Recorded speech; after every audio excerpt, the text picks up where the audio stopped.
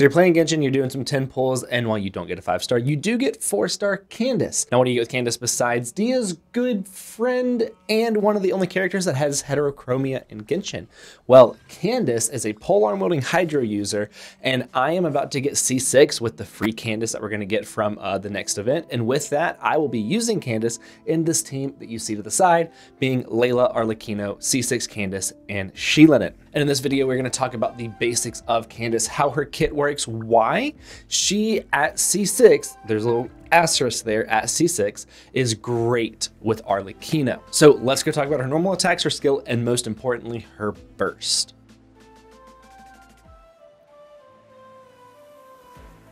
So her attacks are going to be pretty normal. They do physical damage. I do love that she just straight up throws the spear at her enemies for the final animation of her normal attacks. And then her charge attack is the corkscrew version where she goes through all of the enemies in her way. Now, her skill is going to have a tap and a hold.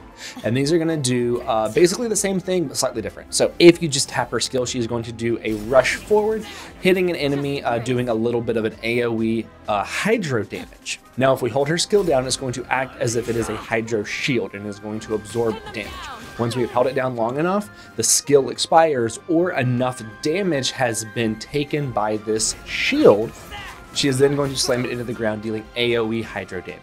And this gets into one of her passives, where if you hold down her E, the first time that she gets hit in this shield mode, it is going to immediately fully charge, meaning that you can let go of the E, and it is going to do the full instance of AoE hydro damage into the ground.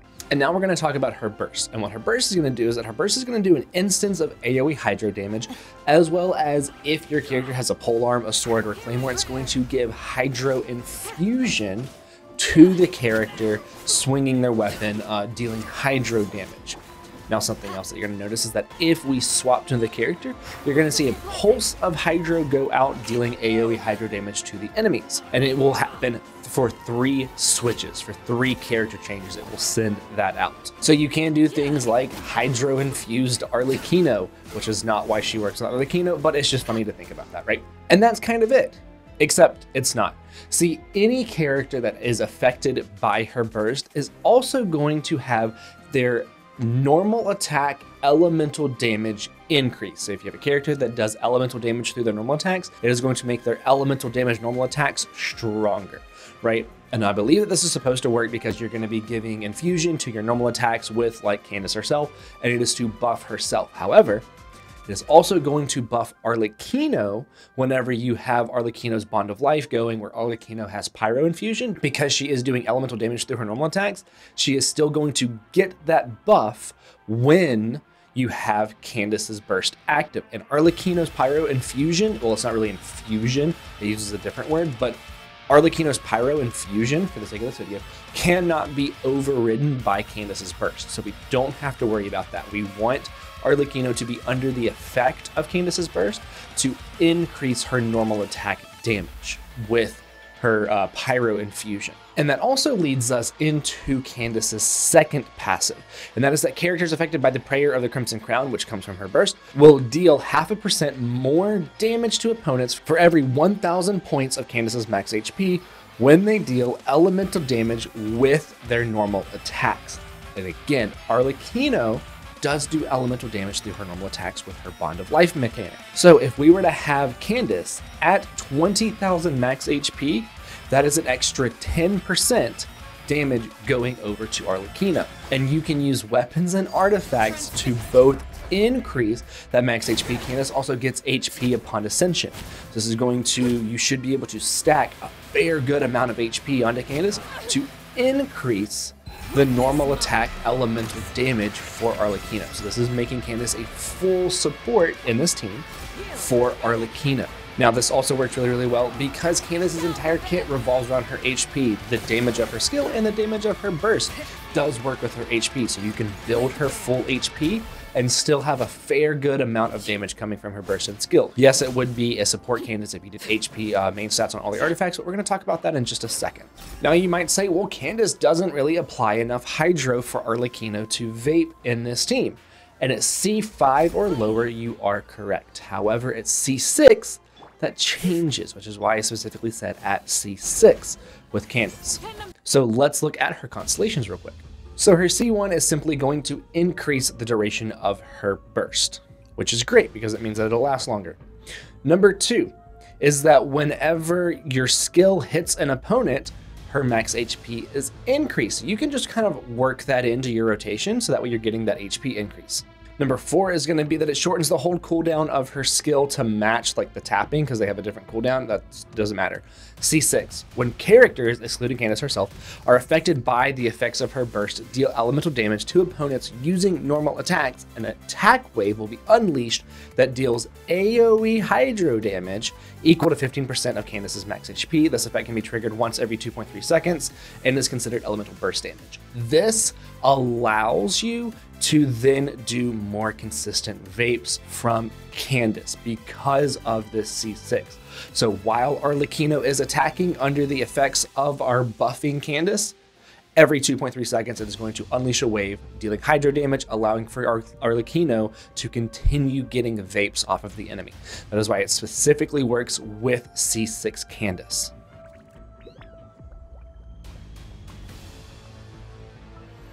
Now, let's look at how to build this very, very niche specific buffing Candace. As you can see on mine, I have 4-piece instructor set, and this might be her best artifact set for this niche team because upon triggering an elemental reaction, it's going to increase all party members' EM by 120 for 8 seconds, meaning we can give Arlecchino EM to increase her vape damage. And it doesn't say how it has to be triggered, right? So if Arlecchino is doing her normal attacks and when she is under the effect of Candace's burst going out that every 2.3 seconds is going to cause an elemental reaction, giving Arlecchino EM, which means we can invest more into attack for Arlecchino without having to invest in EM for her. Now, I am going to level these artifacts up. I did just get an HP Sands from this set, doing some exploration around Natlan. So I'm gonna see how this works. I am gonna level all of these up as high as I can get them. I'm going to try and get an ER Sands for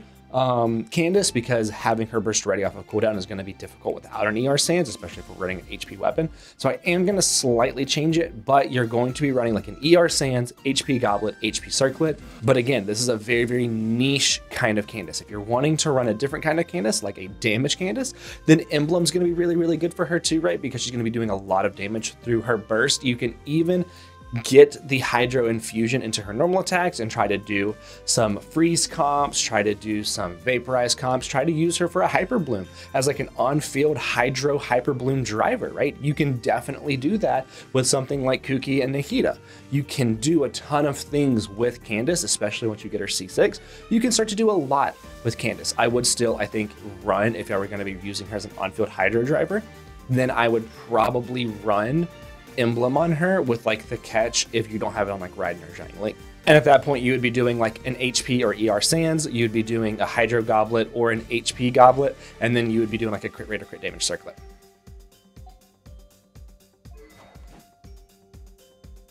Now, for weapons, I do currently have Black Tassel on her because that is the best way to get HP up. However, I might change her to a slightly different weapon. At level 90, Black Tassel is going to give 46.9% HP, which is going to be great. You can't really use the passive though. However, you can run like Rightful Reward, which is the Fontaine craftable weapon, which whenever the character gets healed, which Sheilinin can do in this team, they are going to get energy, and it shouldn't be too difficult to R5 it. So it's not going to be super difficult to trigger that passive. So this might be a very, very good option for her. If you're noticing that you don't have enough ER, if you've run all HP main stats on your artifacts, then you can of course run something like Favonius, you can run the catch, you can run a couple of different options to get ER up. Also, just like a little side note, Ballad of the Fjord looks really, really good. So if you're trying to run like an on-field Candace for Vape, this might actually be a pretty good option because it's going to give you EM and crit rate, which is gonna be really, really good for her if you're trying to do vapes with. I haven't tried to do vapes with Candace, so I don't know exactly how that team or rotation or anything would work on that. Now, in case you haven't figured it out, this is a very niche build for Candace. However, I'm very, very much looking forward to using it. In case you haven't watched much of my channel, I love niche teams, right? I run a Chiori, I'll hate them team together. Bountiful Core is my go-to team. I run a Dia Farina team all the time. I run an Emily, Dia, Mualani, and now Sheilinin team.